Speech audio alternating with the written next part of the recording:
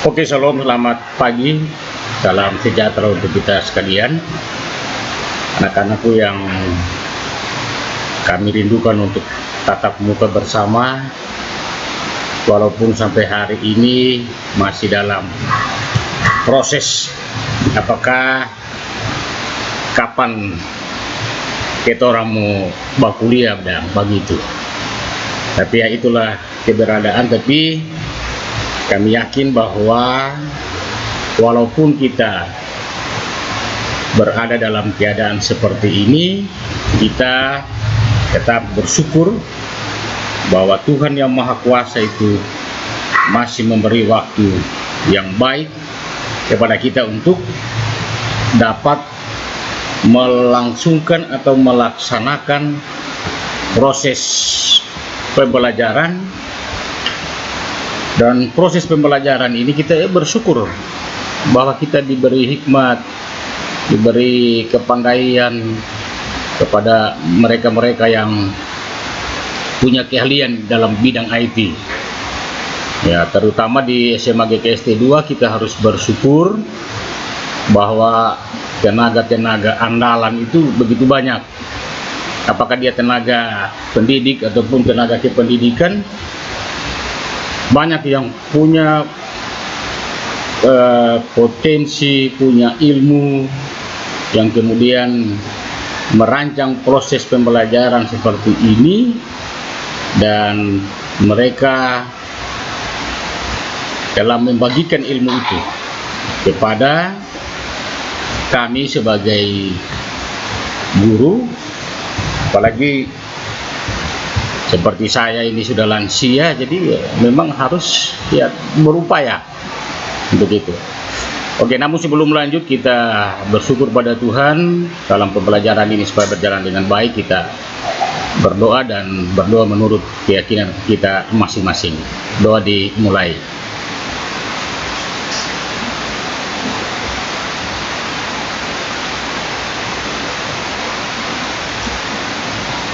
Doa selesai. Ya, saya kira mohon perhatian bahwa materi ini saya tinggal mau menjelaskan dengan dasar bahwa yang jadwal yang lalu, pada minggu yang lalu saya sudah kirimkan lewat WA, walaupun itu masih dalam katakanlah manual. Jadi saya berbuat sedemikian rupa sehingga kamu semua yang belajar di rumah itu sudah punya dasar, sudah bisa membaca apa sesungguhnya yang harus kita pelajari. Ya, kita lanjut, kita lihat. Jadi kita masih berada pada pembelajaran hak asasi manusia. Nah, kita akan lihat seperti apa pemahaman atau pengertian dari hak itu. Jadi sedikitnya ini yang jelas bisa kamu lihat bahwa hak asasi manusia ada hak, ada asasi, dan ada manusia. Kalau kita berbicara hak, yang jelas itu muncul di situ, muncul di sini. Kita berbicara hak ini, yang jelas pada prinsipnya di sini ada potensi kepunyaan dan kewenangan. Ini. Jadi kepunyaan saya apa, kewenangan saya apa, dan seterusnya itu hak.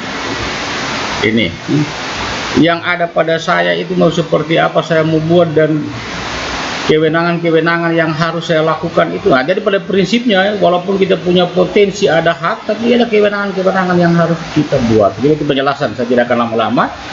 Kemudian ini asasi.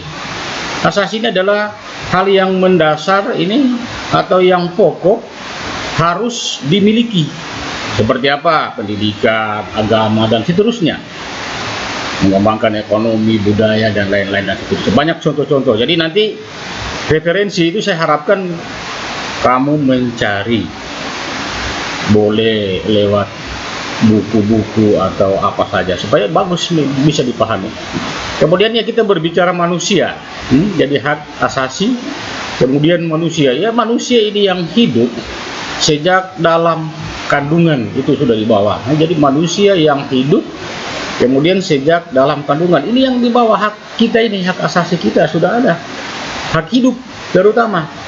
Jadi ya mau seperti apa saya mau hidup, ya saya kira jangan juga kita berkatakan, oh saya punya hak hidup seperti yang dikatakan oleh guru PPKN atau dari media mana saya baca bahwa saya harus hidup. Ya memang boleh Anda hidup, tapi ingat bahwa kehidupan ini bisa kita gapai, bisa kita cari, bisa kita nikmati kalau kita sendiri bisa memanagenya dengan baik.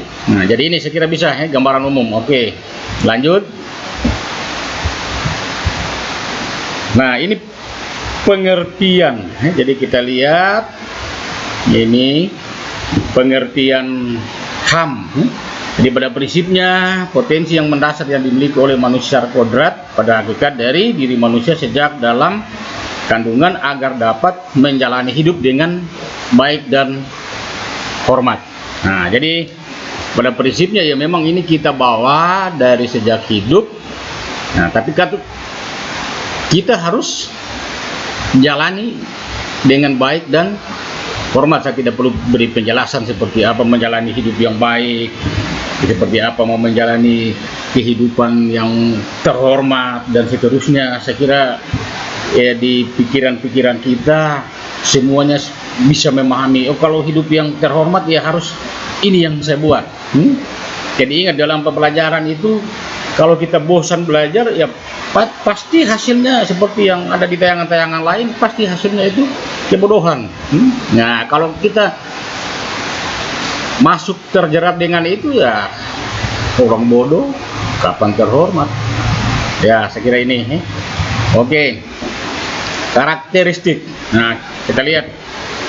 Ini memang sudah ada materinya. Jadi karakteristik HAM itu adalah kodrat anugerah Tuhan, kemudian hakiki, kemudian dia universal, berada di mana-mana, berlaku secara umum, tidak boleh dicabut, tidak dapat dibagi, tidak dapat diwakili dan seterusnya. Nah, ini jadi karakteristiknya itu kodrat hakiki, universal, tidak boleh dicabut, tidak dapat dibagi.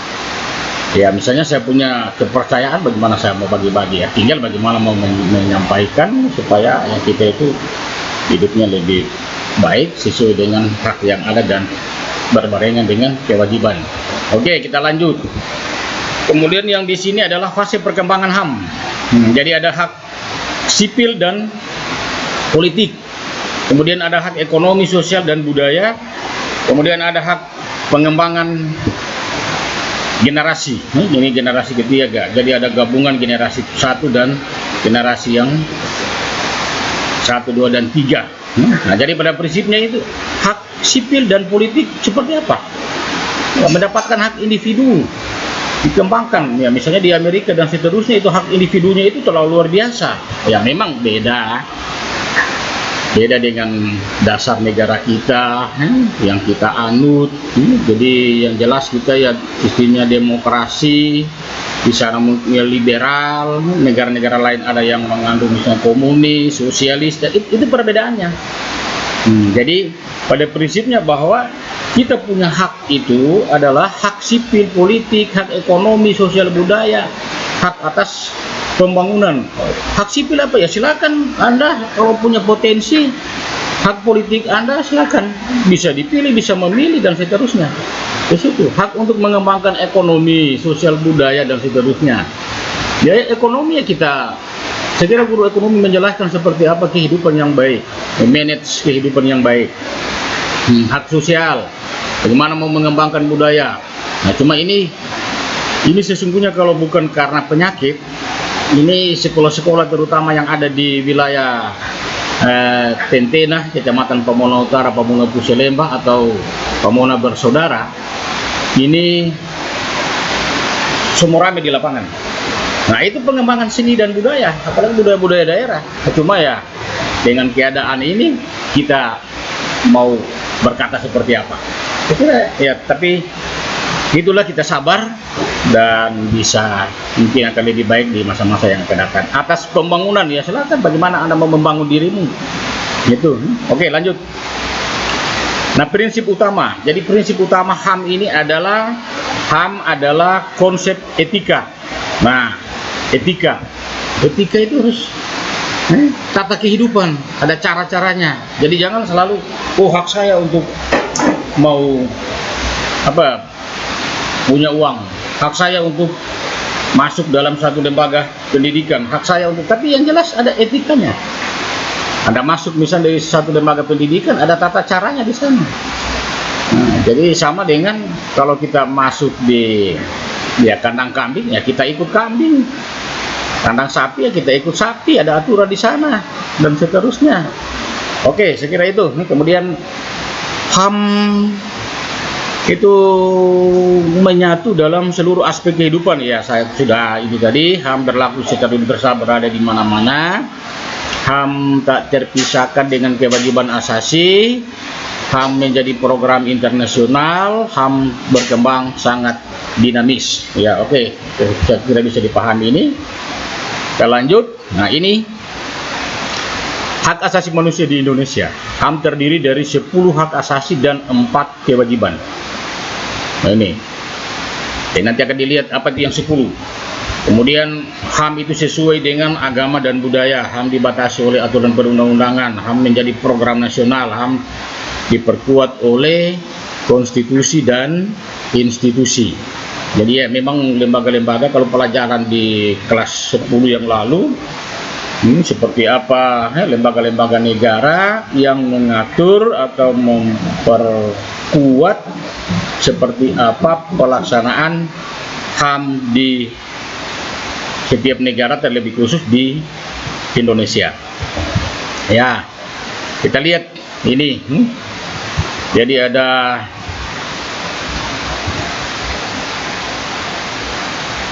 lintas sejarahnya. Ini jadi kesadaran HAM, kemudian dimasukkannya sebagai materi dalam undang-undang. Ini kemudian kalau yang pertama kita lihat bahwa kita sadar ini yang ini kolonialisme, kita sadar bahwa hak kita untuk merdeka, kenapa kita dijajah. Nah, makanya muncul pergolakan, muncul gerakan dan seterusnya.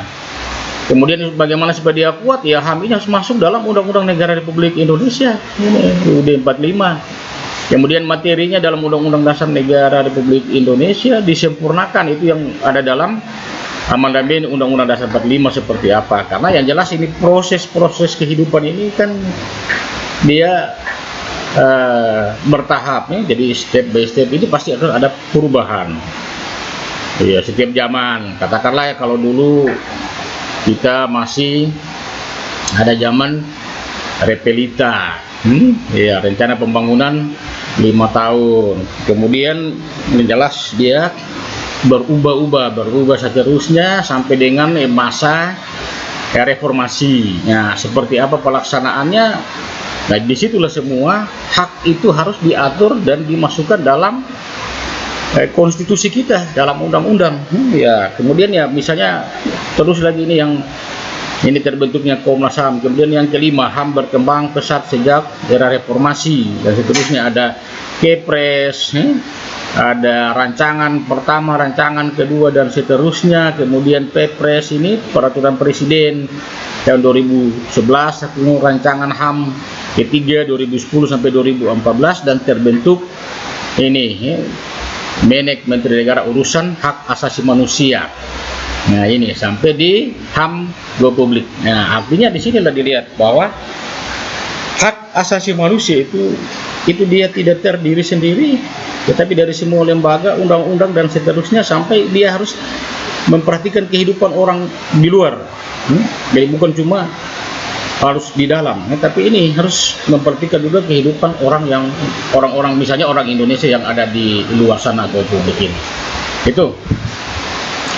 Kemudian yang berikutnya ada prinsip pokok hak asasi manusia tidak bisa dibagi, tadi sudah bergantung pada saling bergantung dan keterkaitan secara interdependensi and interrelation, jadi berhubungan. Kemudian universal, jadi berada di mana-mana dia. Hak itu tidak hanya berada pada satu tempat, kemudian kesetaraannya dan seterusnya. Kita lanjut. Nah, subjek hak asasi manusia. Ya, yang pertama itu adalah pemegang hak, rights holder. Pemegang hak itu adalah manusia sebagai individu maupun kelompok memiliki hak yang wajib dihormati, dilindungi, dan dipenuhi oleh negara. Ingat, memang hak kita ini wajib dihormati, wajib dilindungi, tapi ingat bahwa kita punya hak, kita punya kewajiban. Berarti antara hak dan kewajiban itu dia jalan sama-sama. Misalnya tadi dikatakan, oh perlu dilindungi, ya memang negara mau melindungi kita, dilindungi dari penyakit, dilindungi dari kemiskinan, dilindungi dari keamanan. Tapi kalau kita juga tidak mau mengikuti apa aturan-aturan, katakan ya seperti sekarang, karena mewabahnya penyakit yang luar biasa. Contoh saja di sekitar kita, Tentena ini ya suruh pakai masker saja anak-anak muda, aduh. Nah ini, kalau misalnya itu penyakit cuma mau mematikan dirimu sendiri, ya biar saja. Tapi ini kan ketika kau dapat misalnya itu, kau bawa di rumah, akhirnya yang di rumah kena, semua kena, dan seterusnya, tetangga dan lain sebagainya. Makanya ya kita jangan hanya menuntut, oh saya harus dilindungi oleh pemerintah, saya harus tidak, memang wajar pemerintah melindungi, tapi kewajiban kita juga harus, ya saya kira itu. Kemudian ya pelanggaran, ya saya kira ini pelanggaran hak asasi manusia ini banyak yang terjadi seperti ini. Kemarin kan saya sudah beri tugas bahwa cari pelanggaran hak itu yang ada di sekitarmu, jangan dulu cari yang jauh-jauh, carilah yang ada di sekitar, di rumah juga banyak pelanggaran hak yang dilakukan. Misalnya Anda selalu ngotot sama orang tua, tidak melihat kewajiban, minta uang, minta ini, si melosek, disuruh mau kerja, disuruh ini, tidak ada dilaksanakan itu. Jadi itu prinsipnya. Oke, kita lanjut. Nah, kemudian yang berikut ini instrumen utama HAM nasional. Jadi dalam undang-undang, nanti Anda baca undang-undang Republik Indonesia, dalam di mana dari setiap alinea itu kira-kira kalimat-kalimat mana itu yang ada menyatakan ada hak yang harus kita terima, bahkan ada kewajiban-kewajiban. Kemudian juga ini Undang-Undang Nomor 39 Tahun 99 tentang HAM. Kemudian ya Undang-Undang Nomor 26 2000 tentang Pengadilan HAM dan seterusnya. Oke, HAM dalam Undang-Undang 45 ya tadi ini nanti Anda baca. Jadi ada pasal di situ ini mulai dari pasal 27, 28, 29, 30, 31 dan 34 itu di batang tubuh. Kira-kira apa yang dituntut di sana, apa yang diminta di sana, apa yang merupakan hak saya, apa yang merupakan kewajiban saya di sana. Anda cari. Jadi tidak ada cerita, oh saya tidak punya ini, pas saya tidak punya, saya tidak mau tahu dengan itu. Yang saya tahu bahwa Anda belajar, itu saja. Karena era kita sekarang ini adalah era yang sudah termasuk luar biasa, walaupun banyak kendala-kendalanya, tapi ini adalah era yang luar biasa. Kita bisa berkomunikasi, bisa mencari referensi dari berbagai media yang ada. Nah, kita lanjut lagi. Ini adalah hak untuk hidup. Ini, jadi dilihat hak untuk hidup itu seperti apa, bisa Anda baca.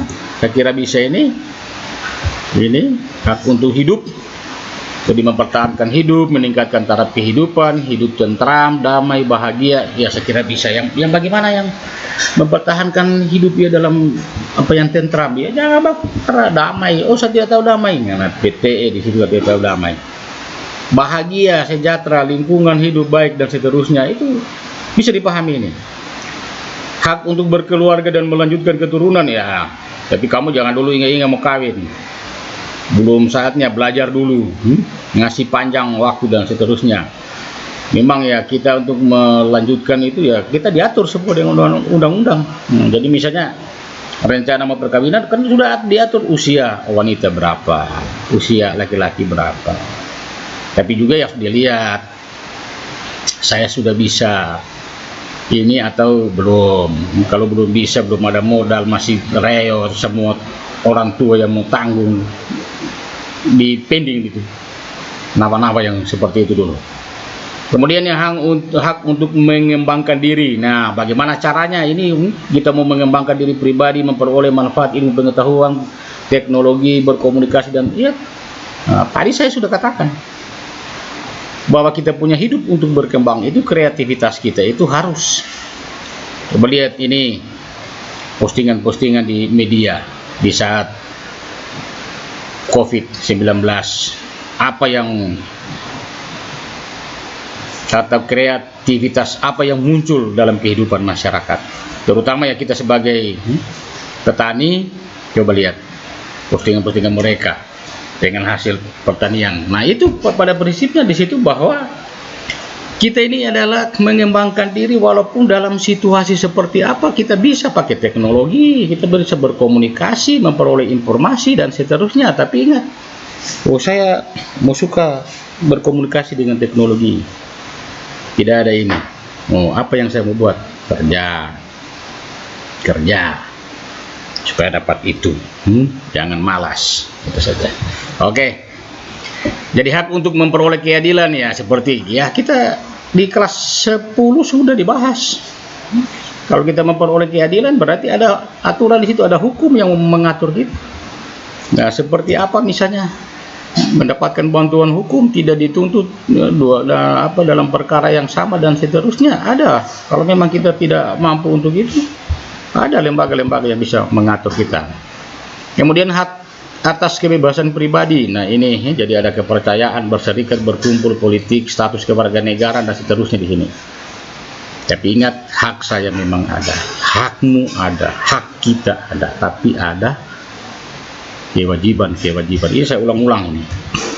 Kemudian hak atas rasa aman. Ya kalau memang suka aman jangan bikin keonaran. Hak atas kesejahteraan itu masih seperti apa saya mau sejahtera, seperti apa saya bisa hidup ini, pendidikan saya seperti apa.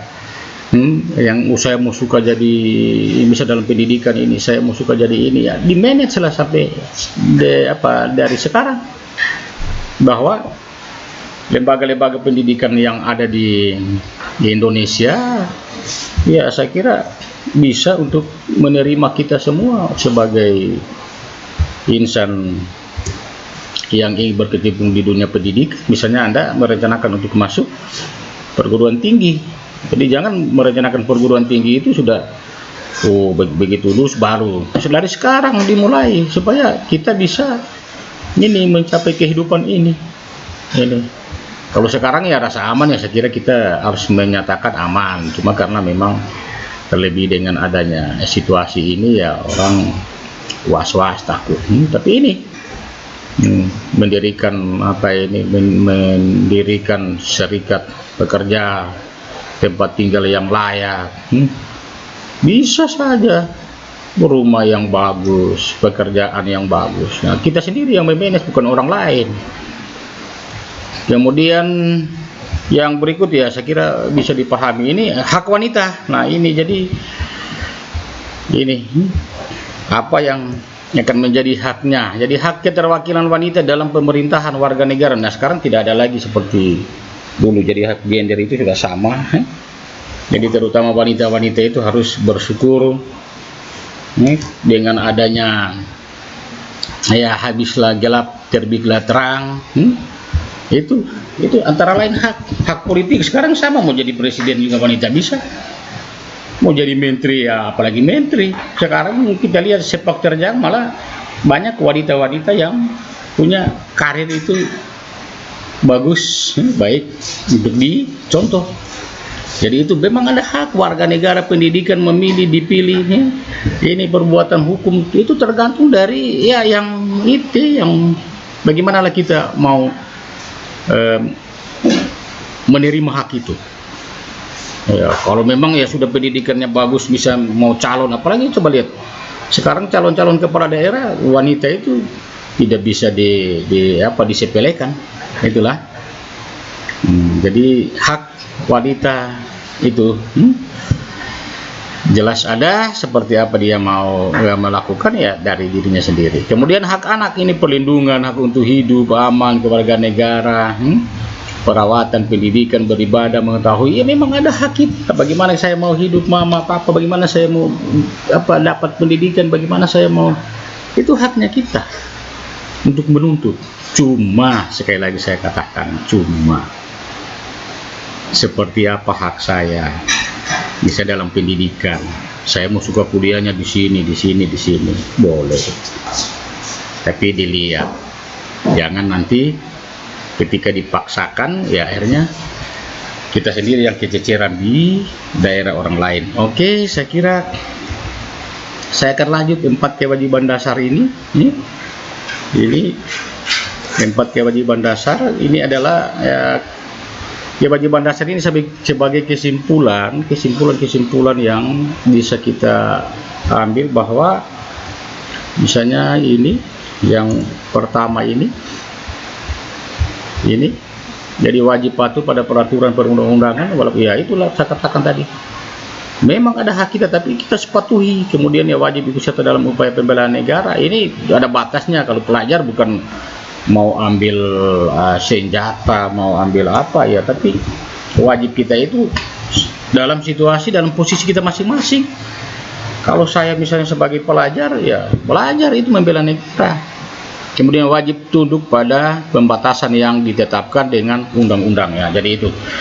Oke, jadi ini merupakan kesimpulannya daripada prinsipnya bahwa kita mempelajari hak itu bukan berarti kita akan semena-mena mau menuntutnya, tetapi kita juga harus ingat bahwa kita punya kewajiban-kewajiban. Sama dengan proses pembelajaran ini, saya sangat mengharapkan kamu semua harus ada catatan yang kamu buat. Tugas-tugas itu harus dibuat. Sudah ada beberapa yang tanya, Pak, bagaimana tugasnya mau dikirim lewat apa? Saya sudah sampaikan bahwa semua tugas itu Anda buat, Anda tulis secara manual dan simpan, didokumenkan, dan pada kesempatan yang sudah diberikan nanti, sudah baik, sudah ada aturan dari pemerintah, himbauan dan seterusnya, kita boleh bertatap muka langsung. Di sana semua tugas-tugas, catatan-catatanmu, persiapanmu itu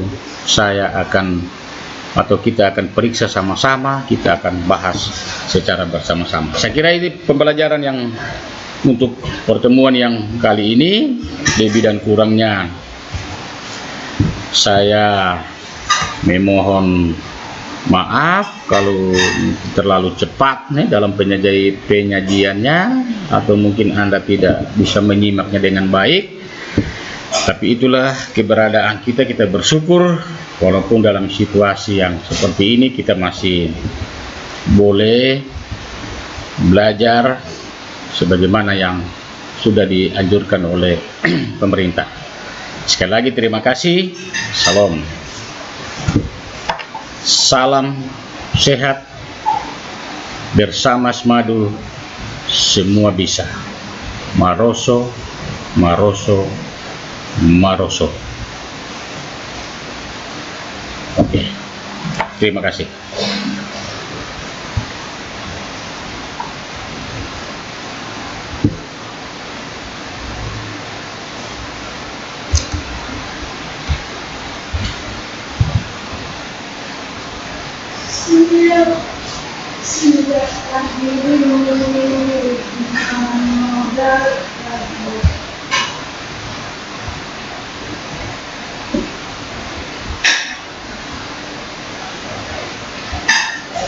Sudah